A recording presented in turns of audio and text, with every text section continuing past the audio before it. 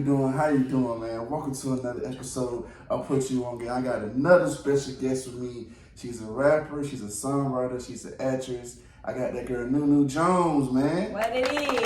What's up? Got your nigga in the cut. God dang, what it is? How you doing today? How you doing this lovely Saturday, man? Honestly, I'm doing great. I got some good news this morning. Woke up with no alarm. Just woke up naturally. I'm doing great. Yeah, I seen what you posted on your Instagram about making $1,000 a week or something like that.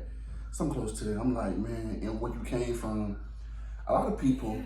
I actually love your message. I want to tell you that. I love your message. I love what you stood for when you basically said that. But a lot of people will look at that as, oh, you trying to, stand on me, or you trying to, talk. Right, talk and it's down. Like that's not like the goal I was going for. Cause when I first moved to Atlanta, I had my own apartment, nice ass apartment, 24th floor, and it's not me trying to flex. I'm trying to give y'all a visual. Right. Lost it because I was broke as fuck. I was behind on my rent. I owed money on that shit. I ain't had no job. I was living with my mother, and I had to rent a room, scraping pennies together, making $300 a week. Like, you know what I'm saying? So I went from that.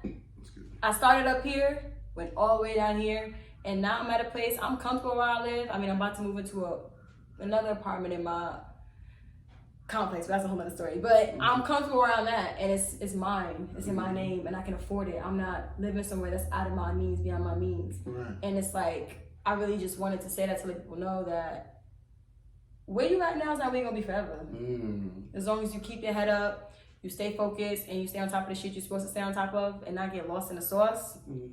That's what happened to me. I got lost in the sauce when I first moved here. I was too busy trying to keep up with the lifestyle and shit. So that was really me just trying to say a message. I'm not here to try to flex on nobody, make anyone think I'm better than them. Right. Because I'm not. Right. Nobody's better than anyone. Beyonce not better than you. Right. But see, a lot of people might think that though. No, your status means nothing. I feel like people better because they got more money. Money but is shit. Ooh, just said something. Money is nothing I but always tell thing. people, having money don't make you real, bro. Just because you got money don't make you a real nigga or a real woman. Not even real. Having money don't make you rich either. You can have all the money in the world, but you can still be empty here. You can still be broke here. You know what I mean? Like, money doesn't make you rich. Money is just a physical thing. And I feel like that's why I am where I am now, because I always looked at money as, I gotta get money, I gotta be richer than everybody. Now I'm at a point where it's like, I don't see money as something that, like, I don't have this attachment to it anymore. It's just there. I just know that it's necessary to survive in the society we live in. That's the only way I treat it. I like that. So I like that. Hey, man, so tell me where you from. Tell me where you from, man. I am from New York. I'm from Long Island, New York. Elmont, to be specific. 0303, you know what I'm talking about. Okay. Yeah, grew up in the suburbs. Single mother household. You know, me, my sister, my mom. Yeah. Yeah, me too. New York. Me too. From that. Ooh, and it's expensive living in New York too. And we had a house, so it's like, imagine with apartments. That's why I'm here. That's why I'm here, because my mom was selling the house. I had to go back home after COVID because I was at school, but I had to go back home after COVID. She's planning on selling the house, and I was like, well, I'm not getting no fucking apartment. Can I curse? Yeah. Okay. I'm not getting. Okay, I know. It's like, some people like, they gotta keep it clean. No, what you want to say? But yeah, no, I'm not about to get no fucking apartment in New York, $3K for a one bed, for the size of your living room, bro. Like, toilet there, sink there, shower there, kitchen here. Like, nah, I'm not going for that. So I was like, I might as well move to Georgia. I already make music. I'm a creator. I'm an entertainer. Like, it makes more sense to be here anyway in Atlanta. So I was like, you know what, fuck it. Prices is cheap. Everybody move in. Fuck it. Okay, no, I just came here. So talk to us from that transition from moving to New York to Atlanta. Like, what were some of the biggest obstacles you had to overcome? Damn, somebody talking about me. Shit. Shit. That's a loud ring. They talking shit. My fault. But I feel like moving from New York to Atlanta, it was really a big transition for me. Cause in New York, everyone's so mind your fucking business. Like, there's no staring. Cause if you stare, you want to fight. Out here, y'all just be staring at people. And you stare because, you probably think they pretty. Or you just whatever. But people are weird out here. They'll stare at you and they just won't say shit. New York, if a bitch looking at you and she know, and like you realize she looking at you and then she realizes it, she'll be like, oh, I'm just looking because you're pretty. Like we're gonna let you know, so we don't think it's beef. And then so that was one thing that was weird for me. People not really respecting that type of boundary. And then everyone out here is really nice. No. Let me finish. When I first moved here, I was like, wow, people are so nice. But I realized in New York, the difference is we don't fake nice people we don't like. Out here, people are fake nice. And everyone's just super, super nice and super generous. And, you know, that's Southern hospitality. But, like, people will be so nice to you, you would never know they don't like you. In New York, you know who don't fucking like you. Even if they still talk to you, you know they don't like you. You feel me? So it's like, coming out here, it was hard to decipher who was really in my corner and who wasn't. And who was really my people and who wasn't my people. So. I like that. But, you know, it's crazy to hear y'all talk about Atlanta, man. You know, sometimes people stare at you because people just weird. People just weird ass motherfuckers. That too. So they just stare at you. They That too. Look at you. Sometimes it could be, you look good, you're very beautiful. When they sizing you up, like, yeah, people just stare at you. Like, what the hell you looking at, nigga? You know what I'm saying? And it make you mad because, like, bro, say something. Are you a fan? You want to say, hey? You know who you see on Instagram? Yeah. Oh, that's Nunu. If we go to school together or something, like, tell me, just say something. Right. I ain't gonna hurt you or something. Right. Not. So, what high school you end up going to? I went to this high school. It's called Nunu Park Memorial. It wasn't in my neighborhood though. I lived in the suburbs, yes, but I was in like a black suburban neighborhood. So right. It was right on the border of Queens. Right. Right on the border of Queens. So it still had its own, you know, but I didn't go to school out there because I ended up getting accepted to this Academy of Finance program.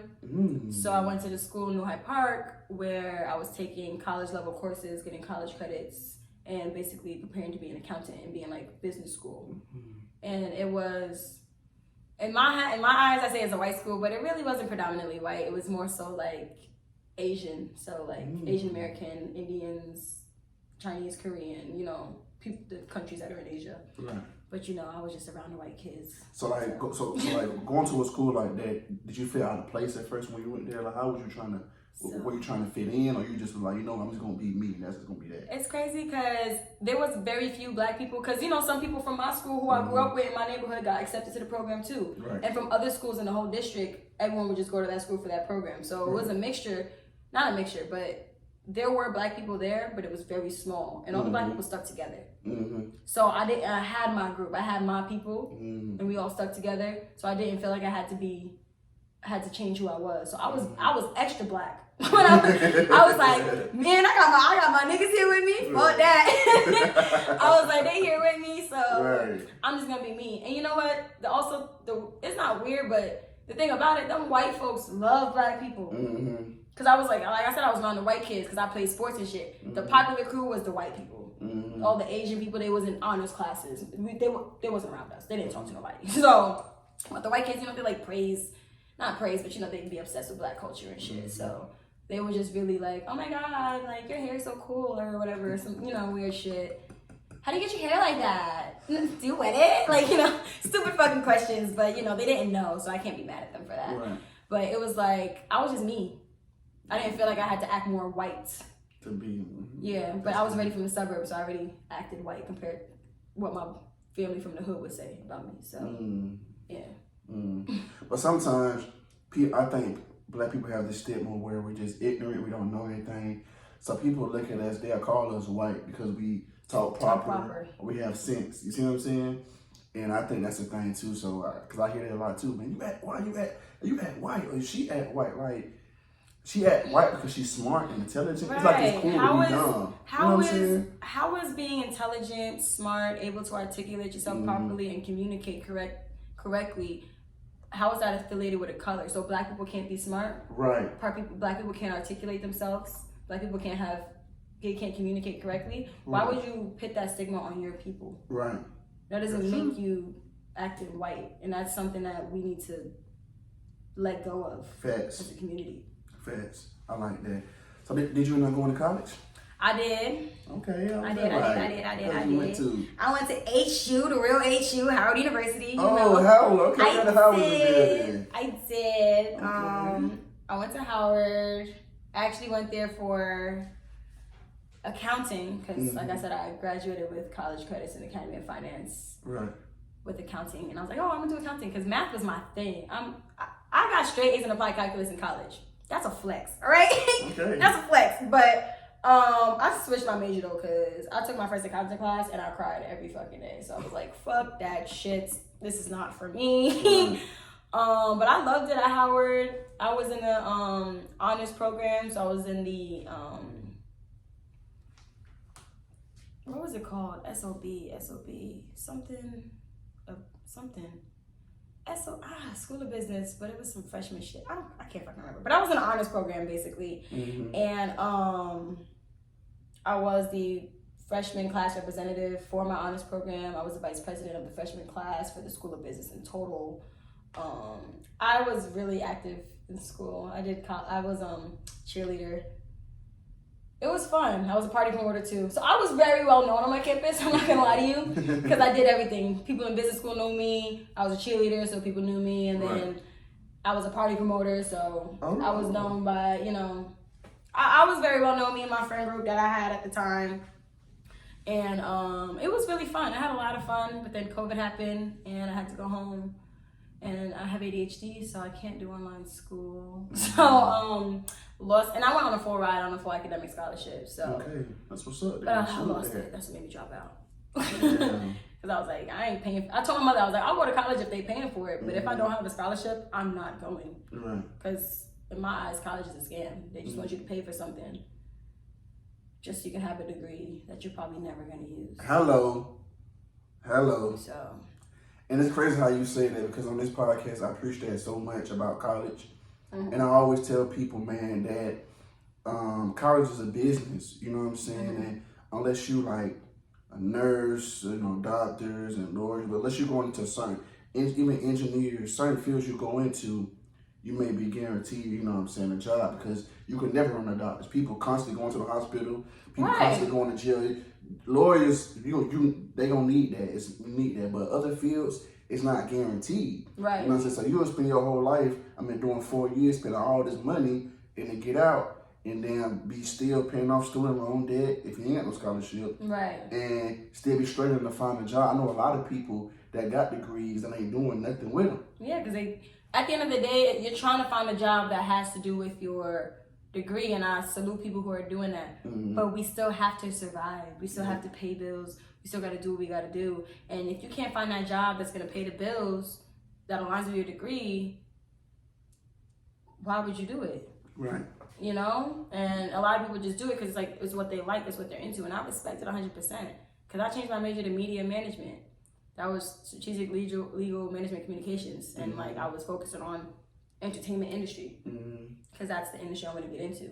It gave me the insight and the information I needed. I'm not saying college is not important at all. It gives you information that you need, but to waste the money on it, that you can get that information for free. The internet, you can get everything off the internet. You can literally read books. You don't have to pay somebody to teach you information. You can teach yourself. Facts. But if you go into school for free, take advantage of that shit. Take advantage. Do what you want to do. Facts. I like that. So, when did your love for music first start? As a child, I sang in my church choir and I did praise dance. And my god sister, she rapped when I was younger. And she wrote my first rap for me. She also helped me sing my first solo, learn a song. It was a song by Whitney Houston. I Love the Lord by Whitney Houston. That's the song I sang. And she kind of rehearsed with me a lot. So I feel like my love for music started there and it just never stopped. I like that. I like that for sure. So what are some of your early trials and tribulations? My early trials and tribulations, Being an artist. Being an artist, right? So I feel like everyone goes to, being a broke, trying to pay for this, trying to da-da-da-da. I feel like my hardest one was really finding me. Finding myself in my music, because I spent a lot of time rebranding. I started off as Undeniable. That was my original rap name. People who know, like the ones who still here from then, they know that's the OGs for real. Right. But I rebranded Nunu Jones, and then even now I took a step back from my music because I really felt lost. Like I was too busy trying to chase a certain persona that I'm supposed to be. Oh, that's So I just like was like, you know what? I'm just gonna be me. They like it or they don't. I don't give a fuck. It's not my problem. So like, doing that, like, when did you like gain that? Where you like, you know what? I'm not worried about what nobody say. Like, I'm going to be me. Like, was it a specific situation that happened? Was it a specific moment? Or you just like, you know what? You just said one day, fuck it. If you gonna like me for me, or it is what it is. It was one time. What really happened? I started finding me, and not Nunu, Unaya. I started finding Unaya. That's my real name. That's me.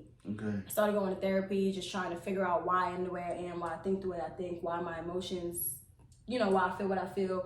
And finding who I was as an individual really helped me to realize that I've been putting on this fake persona in my regular day-to-day life. That's why I couldn't connect with my music, because I was doing the same shit there. So it was really the jump, me trying to be me and be who I am. I like that. Yeah. I like that. So, do you feel female rappers get too much hate, slash criticism for talking about the same thing in their songs when males do it all the time? Oh, of course, yeah. Niggas be saying the same shit in different fonts and paraphrasing. Niggas be saying the same shit. And we don't say nothing about Lil Baby and Moneybagg Yo saying the same shit all the time. Because them niggas have very similar lyrics. They do. Even a whole bunch of other niggas. I can name a list, you feel me? But I feel like with women, they don't like hearing us, because a lot of the stuff we say, and it's a lot of negative shit, because men say the negative shit about getting money, killing each other, gang shit, fucking all 1,000,001 bitches, whatever. We're saying the same shit niggas are saying, but what's positive for us, this is positive for y'all. Okay, I know killing each other is positive for y'all. But it shouldn't be, though. It shouldn't be, but we say what's positive for us. We keep getting hurt by y'all niggas because y'all looking up to these rappers who talking about degrading women and not loving each other and da-da-da-da. So we need our people to speak for us who, can say that same thing for us. I'm not saying I agree with that, but I'm just saying as a collective, as a whole, what everyone really needs. Right. The women need their people, their music to listen to. Because I don't want to listen to a song where a nigga keeps saying, fuck you, bitch, da-da-da-da. I'd rather listen to a song where she's saying, fuck that nigga. Because the fuck? But my ex, you can keep that nigga. Yeah, keep him. That's positive for us because it relates to our emotions. Your emotions. It's relatable. We can relate to the shit y'all niggas say. Right. So, but we definitely do get more criticism for sure. Yeah. I like that answer. But I feel like, I don't know, even then, when it comes to like, okay, woman and man, right? I feel like, women, I know I said this before, but women can take more than what a man can take. Oh, right? of course. Specifically, so when a man can get his heart broke one time, and that's it. Like, fuck that bitch, I'm never talking to her again. And that's fuck that that, song and I'm never gonna talk to a woman again. I hate all you hoes. That's when she become a bitch. And I always tell people, man, we gotta start making decisions off of who we want to be, not who we used to be. Right. So just because these past mistakes happen and you did this and you went through that, you're not the same person you was before you made that decision. Right. You know what I'm saying? Now you're a person. Now you're coming in with experience. You see what I'm saying? Okay, I made a decision to take this nigga back, and this nigga did this. Okay, now I know that next time I ain't gonna take his hand back. Yeah. You see what I'm saying? I know what time it is. But you also gotta know who you're dealing with too. And I feel like a lot of us, man, we continue to make decisions off of things that happened in the past. Right. It's okay. You don't want to be stupid. You don't want to, I understand you don't want to make the same mistakes. That's okay. But you gotta also think about who do you want to be. You see what I'm saying? And you're not that same person you was. So, but with men, we got, and that it's a bigger. Women are way more advanced than us when it comes to that. But as men, we gotta get better. Y'all, I give y'all credit for that. Y'all way advanced when it comes to that. As men, we go through something. It's anywhere. Fuck every bitch. I'm breaking every girl heart. I'm doing this. I'm doing that. We gotta stop doing that. We gotta be better. We gotta show up. Because like you said, these people are looking up to us. The rappers and stuff are the biggest trendsetters. Whatever they do, people are going to do. Women are looking up too, because as a man, you're supposed to lead. So if you keep leading, and then that's also the thing with the industry too. Niggas ran the industry. all y'all talked about was putting y'all dick in a bunch of bitches, drinking, having fun, fucking around. Y'all are leaders. So what do you think the women are gonna do? What do you think they're gonna talk about? You're not saying any positive messages or spreading that.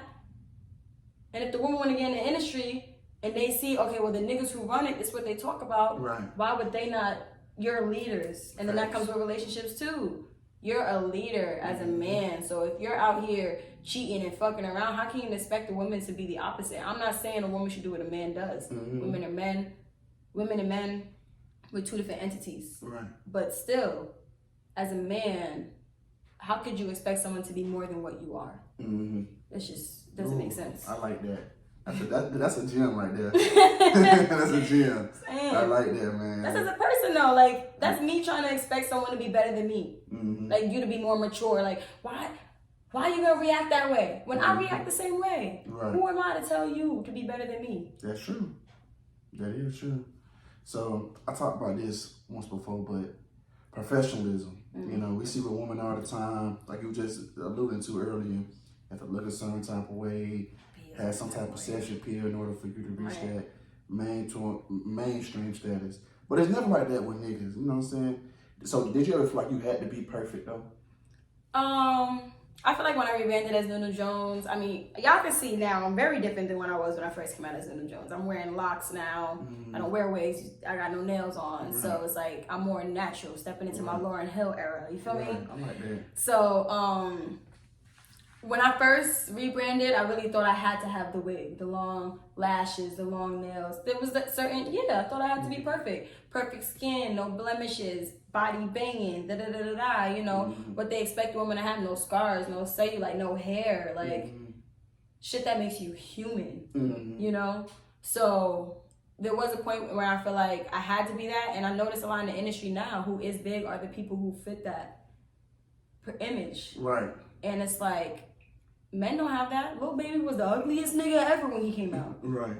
Nigga now was like people I guess we got used to him now, so now I guess he cute and he did. They're like, oh, you know, he got money now, so now he cute. I mean, no, Lil Baby did start getting better looking though. I think the hair definitely didn't help him. But you know, and not only Lil Baby, there's a whole bunch of other people who ugly as shit. Like, I'm not even gonna start naming. I'm not gonna start name dropping. But you know what I mean? Like, no, I'm not just saying. I mean, but it's your opinion though. It's your opinion. Right, of course. But you know, I'm not gonna speak on someone else's appearances because they could be insecure about that. That's so, true.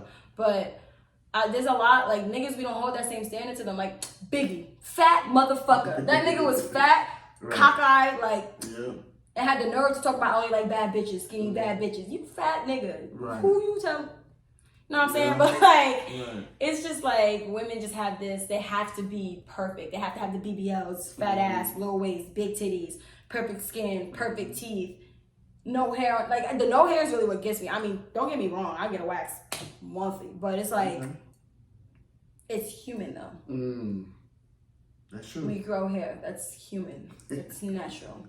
Right. And so it's like, it's just the whole, to make the answer short, women do have to, they do have to do and that. I realized that because I really, like you said, with males, it's just about if you can rap, man, you catchy. People don't care about how you look. They just care about what you're saying and what you do. But if you notice, like I said, female rappers, you know what I'm saying? As I'm listening to them, you know, it's all about your sexual appearance. Do you look good? Do I want to smash? And they still have to have the bare minimum. You have to rap like niggas do. We have to have that plus so much more. Right, like, what's that girl name? I always forget her name. I'm Ready Great. Right, I'm Ready Great. She hard. But she don't get the sexual appeal that they want. She hard, but there's nowhere in the world you can't tell me she don't rap better than Young Miami.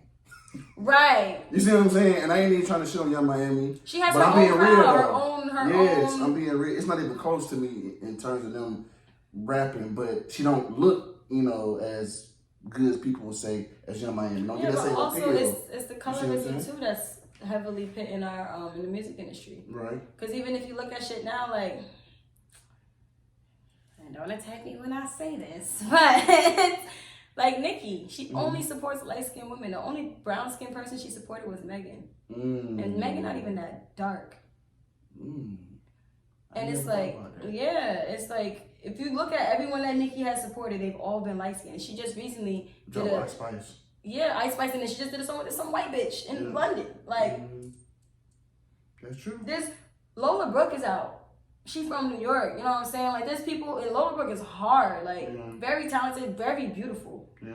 But it's like, the way the industry is now, they wouldn't consider Amaretta, even Mana Leo. Mana Leo's fucking gorgeous. Beautiful girl. Very, very beautiful. And her message is always beautiful because she has a song when she was singing, getting really personal, because she is very big on suicide awareness, and I love that about her. But it's like, she's brown skin, she's a darker woman, same with Amaretta. They don't get the same limelight that Ice Spice, Lotto, Coi Leray, they get. But they're more talented than those other women. Not to pit them against each other, but in terms of lyricism and what they talk about, they have more substance. Not more talented, I'm not gonna say more talented. They have more substance in what they say. I feel what you're saying. Yeah. I feel what you're saying. I actually like Lotto, though. I like Lotto music. But I do definitely get what you're saying, though. And that's what it's about. And that's why I'm like, you know, it's very hard, you know what I'm saying, for a female. Nah, Lotto got bars, though. I'm not even gonna say she's not talented. Her pen definitely, her pen work, for sure. For sure. Man, let's get into this game, man. You ready to get into this game, man? I still don't even really know what this game is. You know what this game is? Are you scared of the smoke?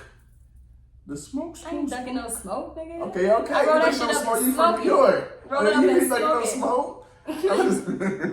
I like hookah. What do you mean? Okay, so you're like this. I ask you 5 questions. Whichever ones you get right, I take a shot. Whichever ones you get wrong, you take a shot. Now, the point of this game is a guessing game. I know niggas ain't walking around knowing the answers to this shit. You see what I'm saying? What if I do? You don't know how smart I am? Okay, that's true. Like I say, you might know. You might know, but I'm saying about 90%. I'm gonna say 95%. I'm a Gemini. One thing you know about Geminis, we know a bunch of information. We know a bunch of information about shit that we'll probably never use in our life and even we be knowing shit for no reason. Just you talking shit, well, you better get all 5 of these right, man. You talking that shit? You better get all 5 of these right. Give you multiple choice. Hey, I'm just saying, y'all hear what you saying now. I ain't said nothing. I ain't said that shit. Oh, yeah, we know what we're talking about. I know what I'm talking about. I never know. I was just trying to get a point across. I ain't say I was going to get it right. You know I know all the answers. Like, we Gemini. We know this. We know that. Gemini, okay, you're right. Okay. Well, let's see what you know then. I'll tap in another twin if I don't know it. Tag you in. Oh, man. So when I ask you the question, I'm looking crazy because, okay, but I keep it on black dominance. What black people dominate as far as sports, music, entertainment, stuff like that. Okay. Look like you already scared. Look at you. He said sports. He said sports. I said, man. You said you smart though. The first question is a sports question. John Morant. I'm not gonna lie to you. Talk about John Morant. Oh, it's Morant? Shit, I even said his name wrong. Greatest ever city yet. Okay. What year did Floyd Mayweather retire from boxing? Was it A, 2016, B, 2017? 2016. That's wrong.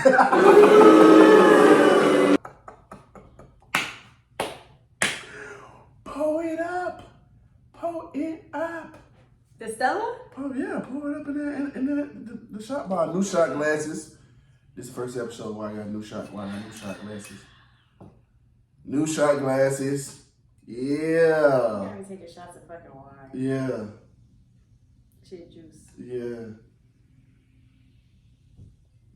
Endorse this man. Endorse him.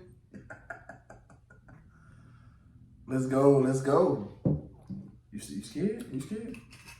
I ain't scared. Are you scared now? Okay. Well, I never been beat 5-0, so that streak continues.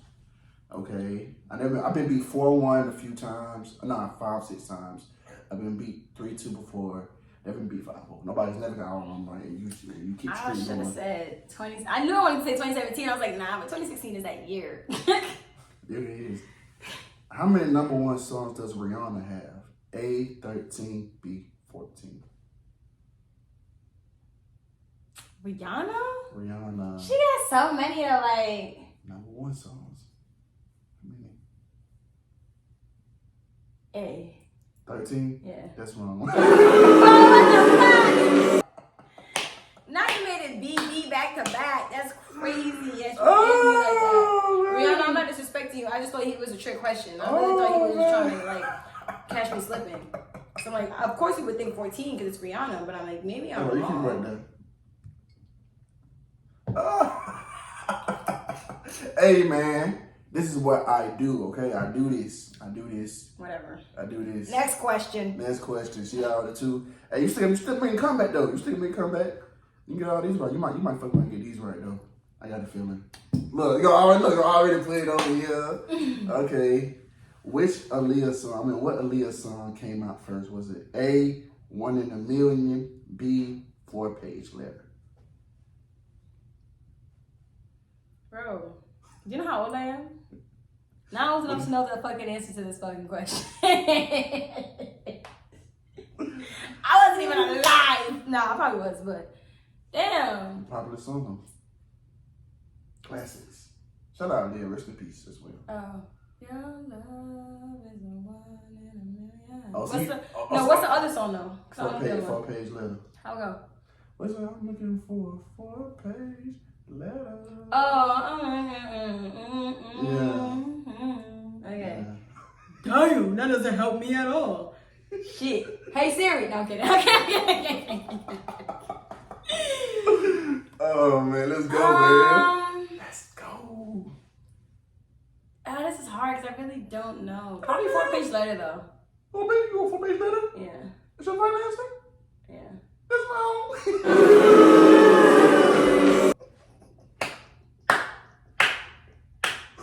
Hey man, this is so lovely, bro. Cause I've been getting my ass handed to me up here lately. Well, that's why God brought me here. Oh man, I gotta get my get back. So this is so funny. This is so funny, bro. Cause I've been getting my ass beat. I ain't gonna lie to you. Hey, I like this. I like the way this sounds. This sounds pretty good. You know, this is whooping ass, taking names, ATL versus New York. I don't know what's going on. Fuck out of here. What's going on? Nah, I need to win. Go. Nah, because you got me fucked up. Niggas saying ATL. Have you ever seen New York? What's up there? Hey, New York, stand up. Fuck out of here. Stand up, New York. All day, every day. Fuck you talking about? Okay. Shit, oh, look. He said she put the tips on. She laced them up.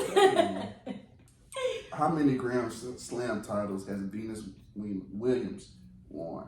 Venus? Venus Williams.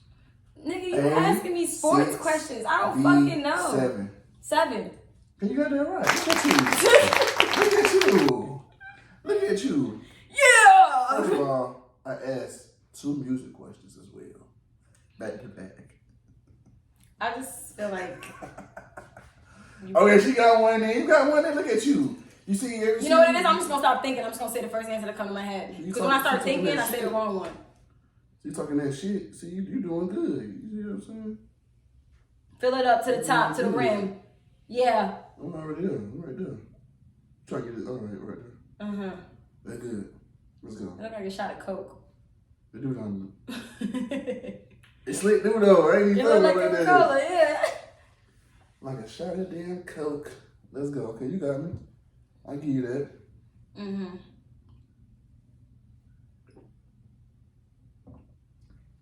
Wow, this is good. I don't even drink wine like that though. I do, but I don't. Last question. This is a true or false question. Alright. Chris Brown has won more Grammys than Usher. Is that true or false? I think it's true. That's wrong. Damn. Hey. I'm sorry, Usher. Hey. Usher, baby. Put some respect Nah, you on Usher's name. You know what it was? Because in my head, I'm like, yo, Usher is really that nigga. And Chris Brown, and it's like, there's always been an argument between them two, and I'm like, I feel like Chris Brown only goes so hard because he probably has more awards than him. I'm gonna lie to you. In my head, you know, I feel like Usher, I love them both, but once Chris Brown put his hands on my girl, yeah. Oh, here we go. See, now you're finna start a whole nother argument. Here's the thing that I do not like with us. Okay, Chris Brown did something, right? He put his hands on Rihanna. We all see that, which is wrong. There's no excuse for it, etc., right? But when a black man does something, he suffers the harshest punishment there is. He's always rated as this, always rated that. But when white people, other people does something, we give them a pass, we let them slide. Dana White, you know what Dana White is? I don't know if you know what Dana White is. But he's like, you know what UFC is, right? You heard of UFC? He's the president of UFC. He slapped his wife in the club. I don't know if you saw that video on social media. It went viral. He slapped his wife in the club, right? Now, you see how you don't know about that? It's not even... No, you don't know about it. I don't know about it because I don't know shit about UFC. But your point that you're making is so like, I get what you mean. Like, yes, we do hold, but black people have no power to fucking do some shit to a white person. Like, if they do something wrong, they in control of us. Right. So it's not like we let shit slide. There ain't shit we could do. We don't have the same power and same authority that they have. And that's why we gotta own more stuff. But we also can't be sitting here and letting niggas, because we're like, oh, a black man, like even with the whole Tory and Megan thing. Right. I'm not gonna get into who I think is right and wrong, because that's gonna be a whole nother argument. But it's like, we need to protect our black women. Chris Brown beat the fuck out of Brianna. Right. Just pure evidence. We know he did it. We're supposed to just let it slide because he's a good nigga? No, what I'm saying is that, okay, he done that, right? And now it's been, how long ago that was? He hasn't done anything else. Yes, outside. he has. There's proof of him being abusive. He never beat the fuck out of them like he did Rihanna. But his other girlfriends, Karrueche, she left him because he was abusive. He was doing some other shit. I think he was like stalking Karrueche or some shit. That's some abusive tactics. But I'm saying, like, my point is to say, like, we don't protect our black women enough. Because if you do that, because what my point is like, yeah, he did abuse someone and people can change. Yes, I agree with you there. Yeah. But we can't sit here and just be like, okay, he did that. It was in the past. Let it go. No. If I was abused by a man and someone threw it at me, it was in the past. Let it go. The fuck you mean let it go? I'm scarred for life from that. I feel you. So it's undermining another person's abuse story. Okay. So basically what you're saying is, okay, so if you do something to somebody, would you want somebody to hold you accountable for that for the rest of your life? And so if you cheat on me, want to be known as a cheater for the rest of your life? I wouldn't be known as a cheater, but at the same time, you make it better, you blame it. And that you're right. And that's just taking accountability. But I'm saying, but that doesn't happen with white people though. We have no control over what they do in the community. That's what I'm saying. But that's wrong. Wrong is wrong. And right is right. You're right. I'm not disagreeing with you, but what I'm saying, I'm not even just labeling it with Chris Brown. I'm labeling with other incidents that have happened. What's that dude that cheated on Neil on Emir Doka, whatever his name is? He lost his whole job, this. But when a white athlete did something, it's not even on news, not even talked about. So I'm not just talking about Chris Brown. I'm talking about when any black person does anything wrong, any mistake. It's always the harshest punishment. It is the harshest punishment. That's my argument on it. I'm not but you're right. Yeah, but it is the harshest punishment because we have no control in our society. That's absolutely. And white people have control. So they see us do something bad, they want to penalize us so that we can don't do no shit like that. But they do it, they let it slide because they're gonna have their people back. They're not gonna have our back. But at the same time, there you go. Even though the punishment that we get is always worse than a white man gets, punishment is still needed regardless. Because if you did something wrong, you did something wrong. Abusing someone, stealing from someone, killing someone, it's wrong regardless. Absolutely. We get harsher punishments because we came into a country. We're in America. This was built off of our backs. Right. We are still enslaved to these white people because they still have. Whether people know, we're still enslaved to them because they have so much power over us, and they always will. I agree, 100%. Because when we get up there and getting the same power as them, we become Uncle Toms. There we go. So we don't break that curse. We don't because we want to keep our power. Because just as easily as we get it, they can snatch it away from us. Kanye. Yep. Kanye, think about that nigga. Yeah. That's why, and I get why. I used to be mad about that, but I get why niggas become Uncle Toms when they get up there. It took me so long to get here. Why would I just throw it away to try to? I get it. You're supposed to save your community, but the minute you try, you lose that platform. You got to try to do the back loop, some back door. Right. So we don't know if that's what them niggas are doing. We don't know. Right. But you can't just make it blatant like how Kanye was. Look what nigga lost everything. Right. See. My only issue with the whole situation with Kanye is I feel like he should have been more specific about the people he was talking about. He said Jewish people. Yeah, but he said all of them. Yeah, he said all of them though. He labeled all of them. It's like somebody saying, okay, how would you feel if somebody was saying like all black women are ugly, all black women are this? Like Instead of saying like or Jasmine or Aaliyah or you know what I'm saying, like naming not the people. You basically putting a label on all people. That was the only issue. What was it that Kanye said? Because I don't know the interview. I don't know exactly what he said. I know he was on Drink Champs and stuff, and he was saying what he was saying. The argument what he was saying was correct, but he was putting a label on all Jewish people or this. Was it something to do with finances? Was something to do with their control. But I know it was something he was putting a label on all of them, and that's the problem that most people specifically had with that. Yeah, it was labeling. Yeah. And it's comments with George Floyd too. That's the problem that people had too. But other than that, all the shit Kanye was saying was true though. Yeah. Well, you know what? I don't even want to really speak on that topic because I didn't watch the video myself, and I don't want to put my foot in my mouth by saying something to defend him or opposing him when I don't fully know the full details of the conversation. So I'm not gonna say much about that because I don't want to put myself in that situation. Yeah. But like I said, from what I saw, he just put a label on all Jewish people. And that's wrong to put a label on all people, but I still need to know the context of the conversation. Right. Absolutely. But at the end of the day, like I said, when you were saying that, people come on Uncle Tom's, that's why you got to stand up for what you believe in, never compromise your morals, your values for nothing, no matter money, no matter anything. You never do that. You know what I'm saying? Because at the end of the day, your integrity, who you are, your dignity, matters more than anything. Right. You see what I'm saying? Right. And regardless of how much money people give you, how much this or that, like you said, they can take that shit away from you, just like that. But they can't take away this. Can't take away what's in you. They can't do that. Who you are as a person, how you carry yourself, matters, bro. You know what I'm saying? And that's what it's about. It's always gonna matter. It's about changing that. That shit gonna follow you forever. Facts. It's about changing that narrative of becoming, you know what I'm saying, becoming Uncle Tom's. Let's not become Uncle Tom's. Let's change the narrative. Let's be better entrepreneurs. Let's get out of the customer's always right.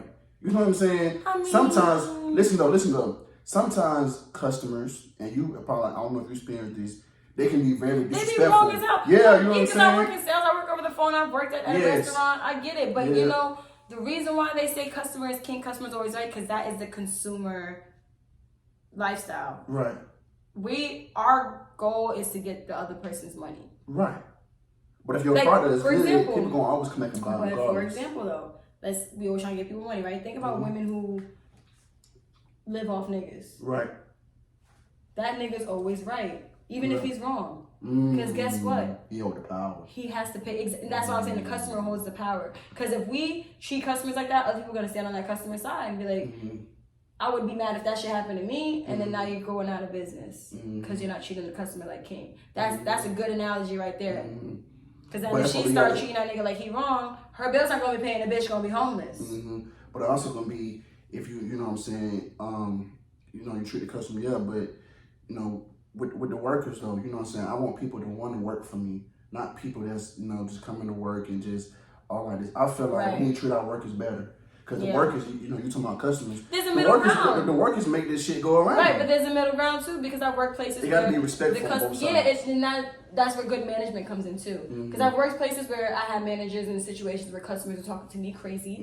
And the manager said to me, pulled me to the side and said, "You're right, so this customer's being unethical, but you know what we have to do. So what I'm going to do is take you out the situation and I'm going to handle it moving forward." That's good business. That's where a good manager comes into play. Facts. They keep their employees so their employee feels respected as an individual and feels respected as someone who is keeping this business running. There you go. And then they keep their customer. Facts. Everyone wins. So that's where management comes in. Absolutely. And a lot of people are managers and own businesses and they do not have that emotional intelligence to be that. There you go. That's the problem. Yep. There's some shit there. So let's get back, man. We some good conversation. Good conversation.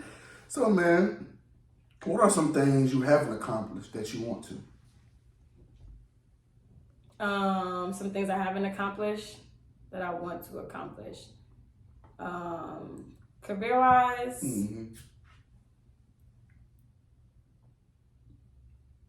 I really want to perform at like a really big event like Coachella, BET, I like that. Get an award for some shit. And then like personal wise, just really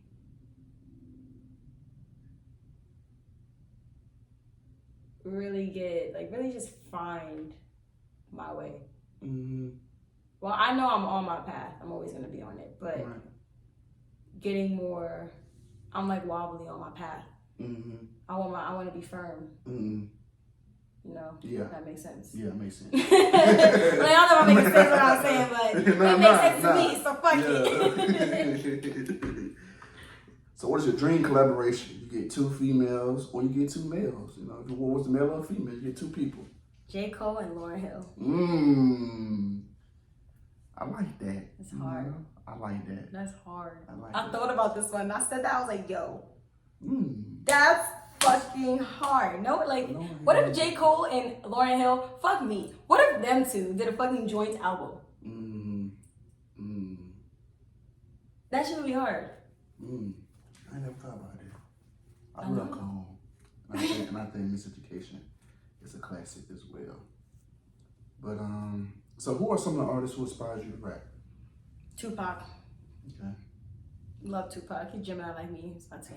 Here you go. It's my little tan right there. You know him? He's Gemini. Multiple personalities. You don't know what you do. He's Gemini, Kanye Gemini, Marilyn Monroe Gemini. All the iconic people are fucking talking about Kanye now.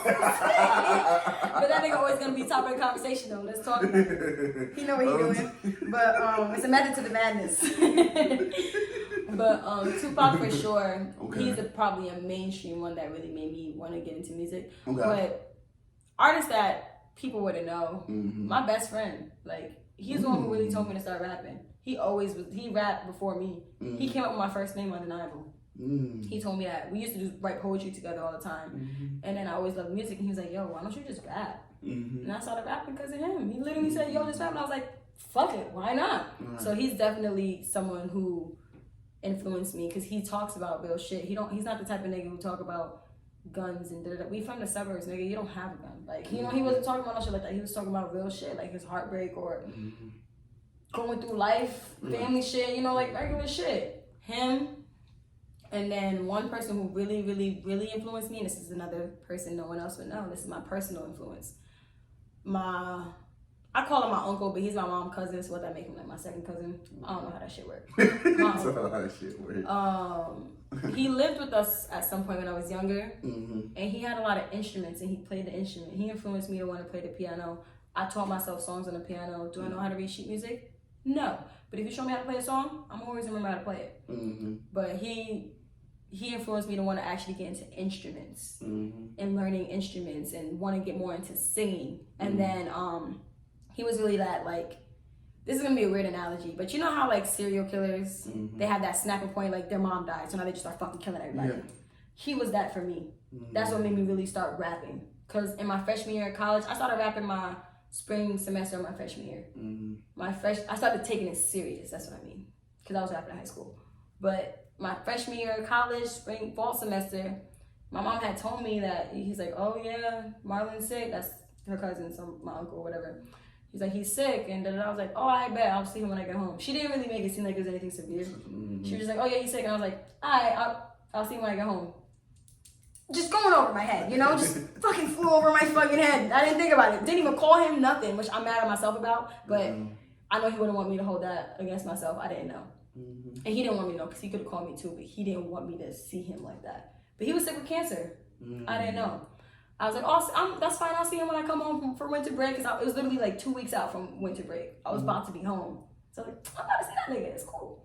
So I come home. Nigga died the day before I got home. Damn. I was like, when we want to go see Marlon? She was like, he literally died yesterday. I was like, what? I was mad as hell. Because I was really mad at everyone. Because I was like, why did no one tell me he was that sick to that point? Right. But it was also like, I was mad at me, because why didn't you call him, you know? But that's really what made me start. That was that push. I was like, yo, he's not here no more. And when I went to his funeral, all his music friends who he was in the industry with and just doing stuff with, they were all there and just talking on him, on how talented he was and everything. I was like, yo, he's not here to do it no more. I have to do this shit for him, because he can't. And it was just, that was really that. That was that turning point for me. So I would say that's really who influenced me for real. Damn, that's so inspirational. I felt that. I felt it in my soul. That was so. He said, I felt that shit. That was so my bottom of my stomach. Man. Wow, you know what I'm saying? I'm glad that they had the opposite effect on you. You see what I'm saying? Because sometimes people just go down the rabbit hole, man, they never make it out. Yeah. You know what I'm saying? But you made it out, man, and you're doing your thing, you flourishing, man, and you stay on top of it, man. That's what's up, man. I mean, that wasn't my first time experiencing loss. I lost my dad when I was young, so and then people just kept dying after that. So it was like pretty desensitized to the shit. But that was probably the last one that actually hurt, because there was a bunch of people that died between then that hurt, but that one actually like really fucking hurt. So like, how do you deal with that kind of pain? Do you put in your music? Do you go to therapy? Like, what do you do to deal with? Well, I'm in therapy now. I feel like I still haven't really touched on that yet in my therapy sessions. Right.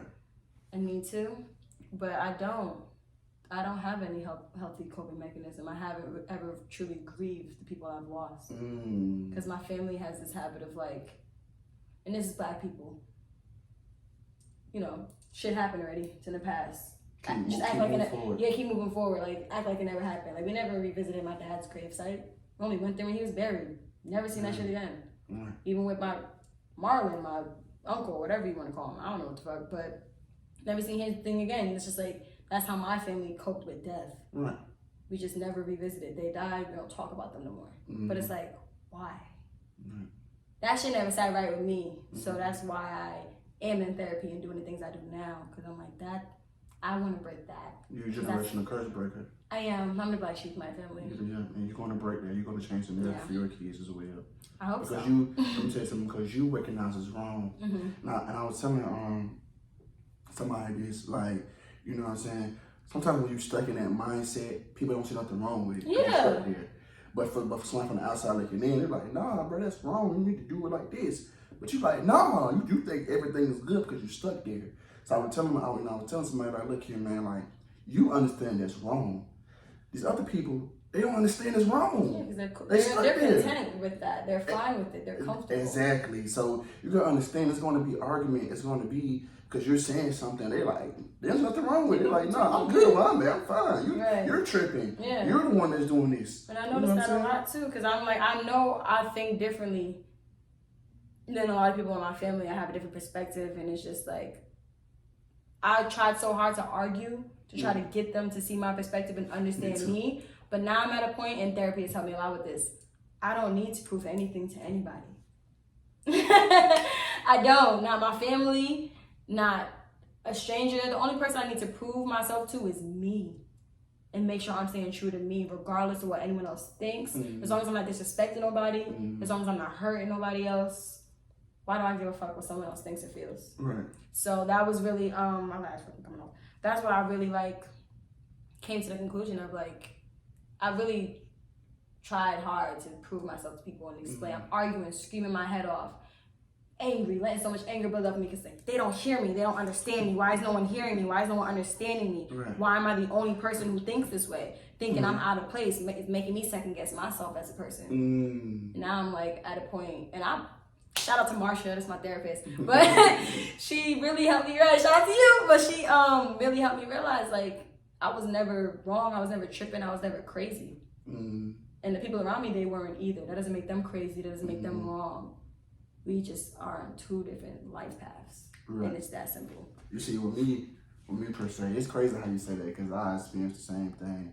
It's crazy me coming up doing the same thing, recognize the issue, recognize what's going on, and it's I'm bringing a different perspective. You don't see nothing wrong with this? I bring up an example, right? We went on a family vacation, right? On a trip or whatnot, and we was all out. We was all out. My grandparents, they love the baby, my uncle. They love to treat him like he a kid.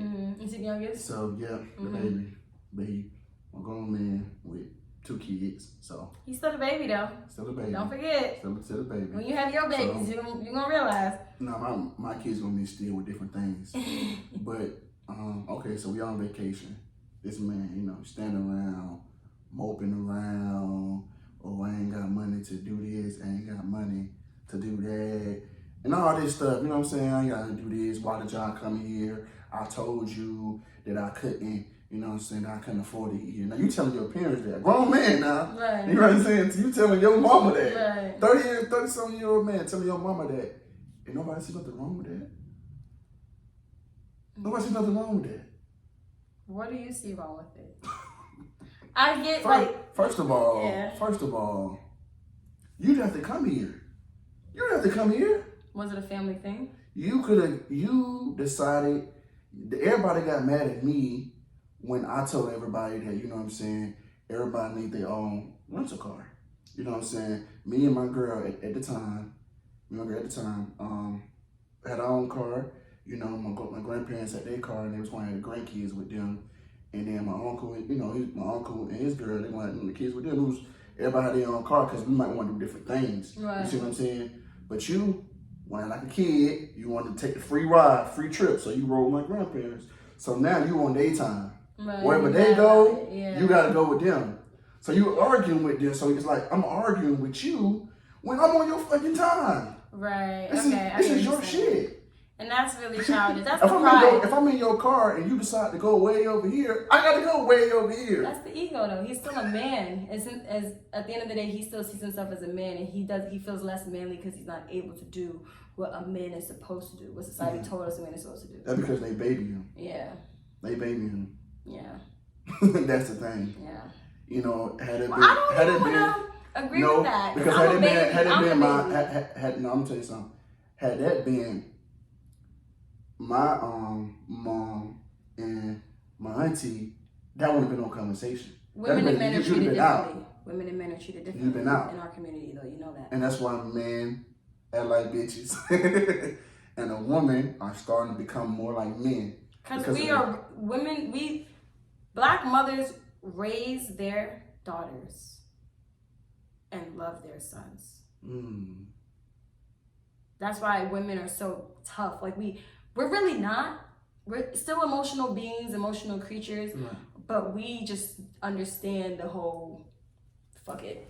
I'm gonna cry it out. I'm gonna wipe these fucking tears and go do what I gotta do. Like, you know, niggas, well, men. I don't want to say niggas. Men, especially if they grew up with their mothers. Mm-hmm.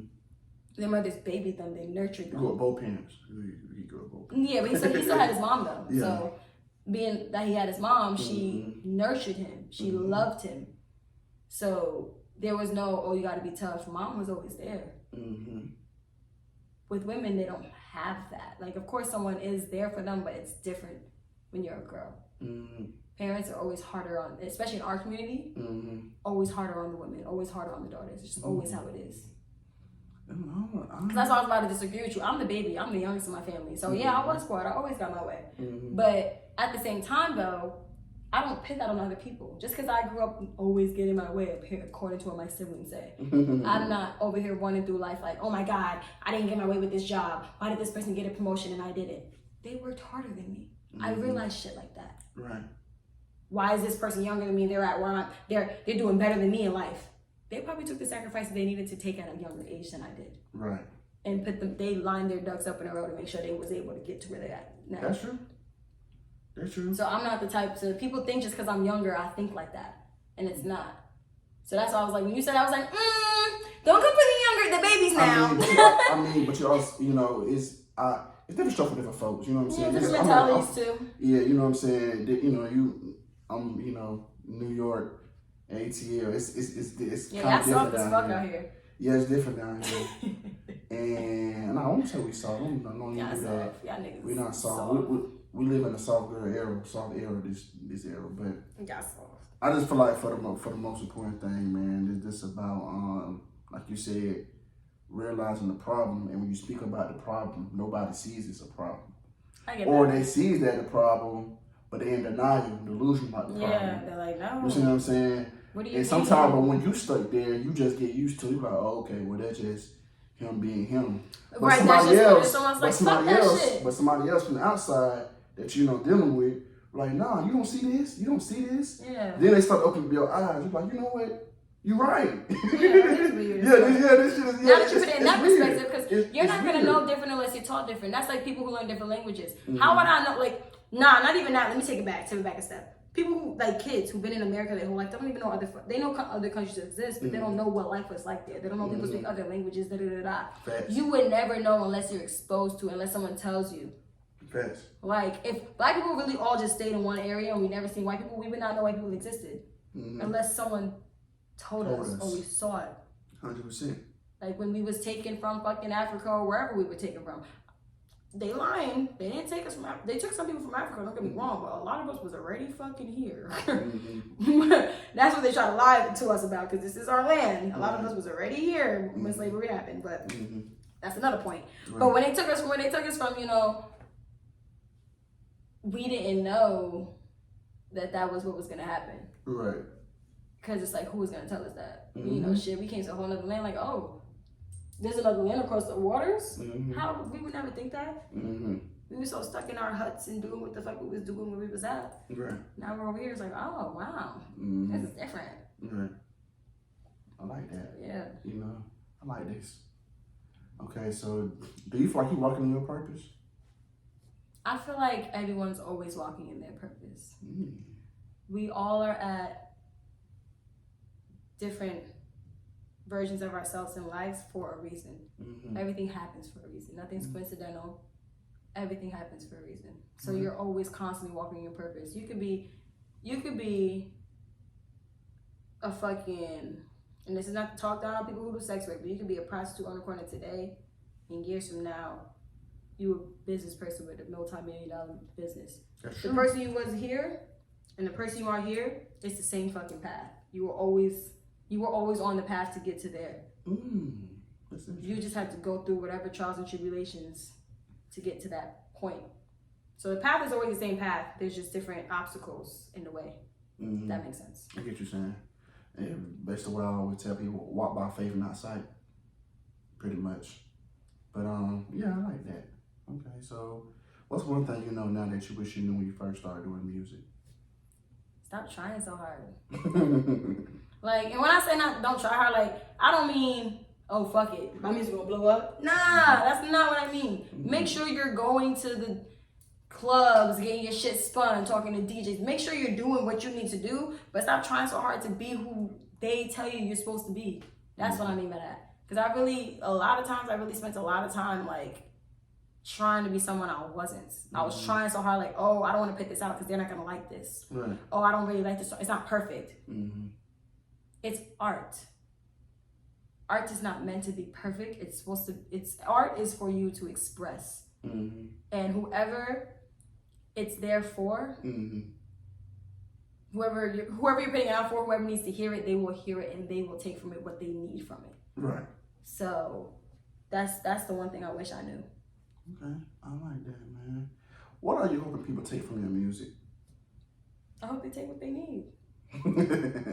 For real, because I'm like, my goal, and this is with me, rebranding, always fucking rebranding, but I really want to put music out that has all types of vibes. Some you listen to when you're sad, when you want to go, you know, run a drill, you know, do what you gotta do. If you want to go get freaky D, you know, you want to just sit back and chill, or music you want to just get deep, like spiritual. You know, I want to make all types of music for every type of mood you can possibly have.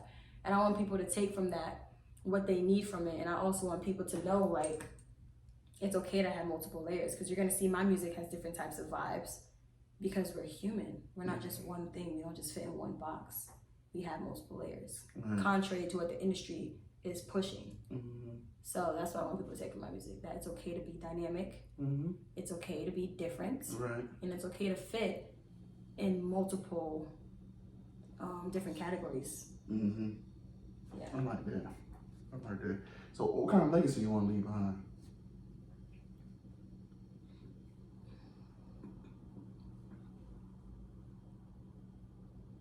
I want people to really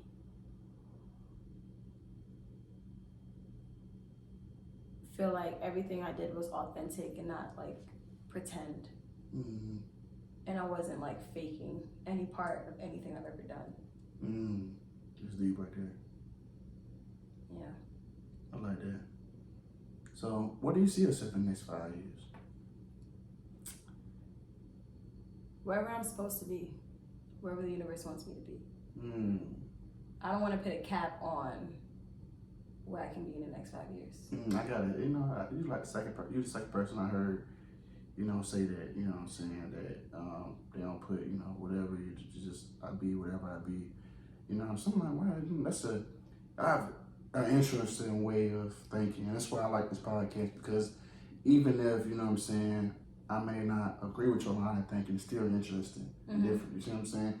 And it's good to talk to different people with different mindsets because you never know what you can get from it. You see what I'm saying? And it might be somebody out there like Nunu Jones that think like you. Or I'm saying that was going through the same things that you're going through that needs to hear that. You see what I'm saying? So it's very important that you say these things and it's different. So it's like when you say stuff, it's like, wow. You know what I'm saying? I didn't think about it like that. Yeah, you think about it like that. Nah, hell no, I didn't think about it like that. I thought, you know, for me, I'm thinking, you know, I'm manifesting what I'm right. And you know, like when I say what I say, that doesn't mean I do want to be far in my music career. Like in the next 5 to 10 years, I do want to have my family. I want to be married, have my husband, have my kids, have my home. Like that's my personal life. In terms of my career, the reason I say I don't put a cap on that, because I could say, oh yeah, next 5 to 10 years, I'm gonna be $1 million selling artist. If I'm destined for more, I just put a cap on what I could be. That's what she said too. So that's what I mean by that. That's funny. I like her. I fuck with her. But that's just really what I mean by that. It's really like... Her episode just came out this week too as well. Oh, really? Yeah, this week. That's crazy. That's crazy. Yeah, nah. That's just really what I don't want to put a cap on that I'm supposed to be. And, you know, it's just wherever the universe wants me to go, wherever I'm meant to be in life, that's where I'm going to end up. One way or another. I like that though. I like that. So what's your relationship status, man? What's going on with you? Seeing somebody out here? You single? You ready to mingle? Not ready to mingle? I don't know. What's going on with you out here in these streets? Is lonely? Not lonely? Call me? Don't call me? I answered a lot of questions today. Y'all get on my nerves. That question, the world may never know. Oh man, you know what? Y'all a fool, man. It's honestly, truly, it's been a pleasure having you on this podcast, man. It's been a pleasure to be here. I like the questions you have. Like I really appreciate you for coming up with some deep questions that actually can showcase that I'm not just a pretty face. I feel like people look at me and they're like, oh, she's just a chicken head bird brain, you know, she don't think too deep. You probably wasn't expecting me to say the shit I said today. I don't judge people by appearance. So that's good. Because people surprise you. Right, every time. You know what I'm saying? And so when I come up here, I expect, you know, whatever comes. You know, I just go with whatever my spirit tells me. Spirit tells me it's good. Your energy was good. Your vibe was good. So I expected a good episode. And that's what I go by. Go by what's on the inside. And I could tell it was going to be some type of good. I didn't know it was going to be this. But I enjoyed it specifically, man, because you are a deep thinker.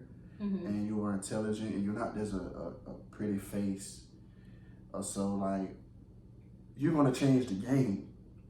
In a good way, not change the game in a bad way, because we need that. Yeah. We need somebody with your level of intelligence in that field and show people that, hey, we don't have to all necessarily go that way just to be on. Right.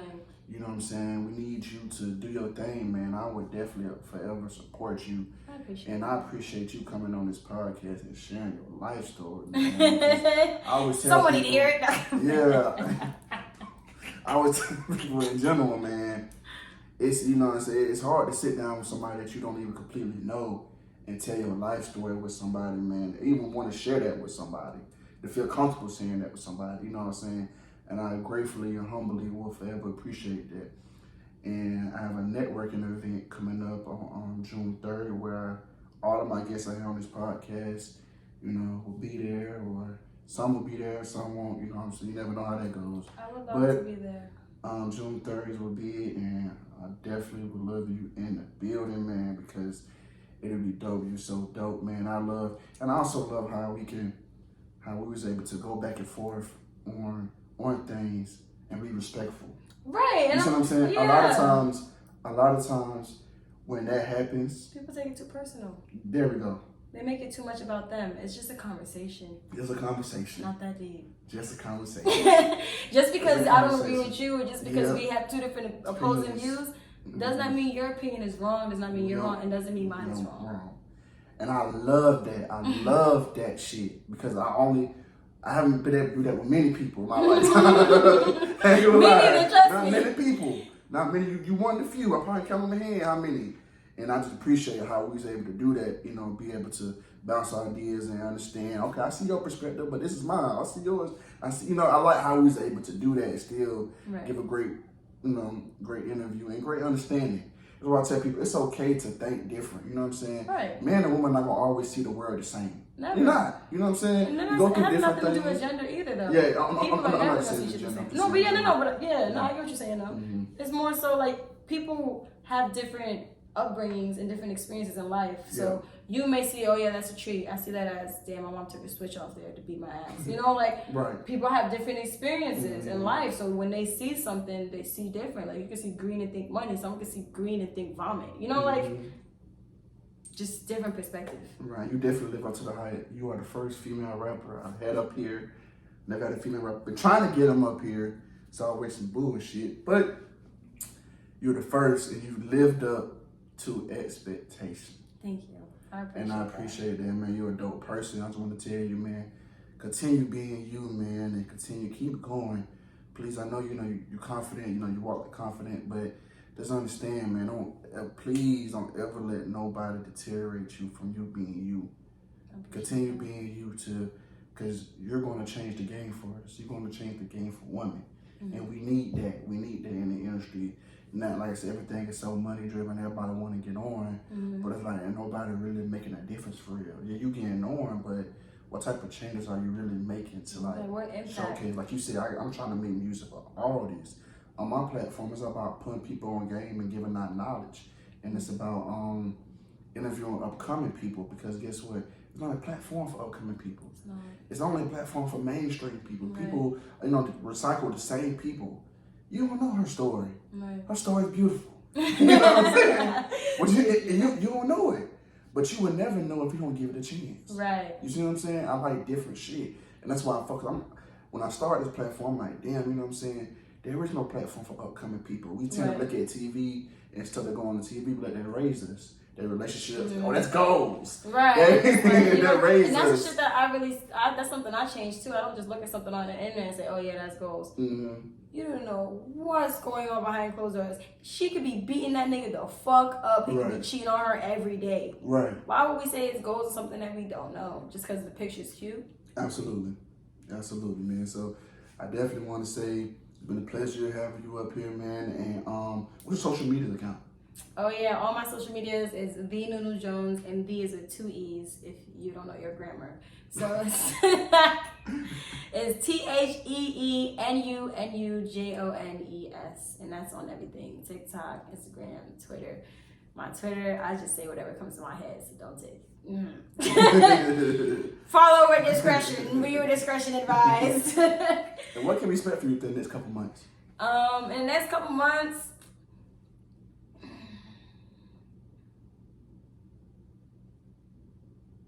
I really just been working on getting my life together on a personal note.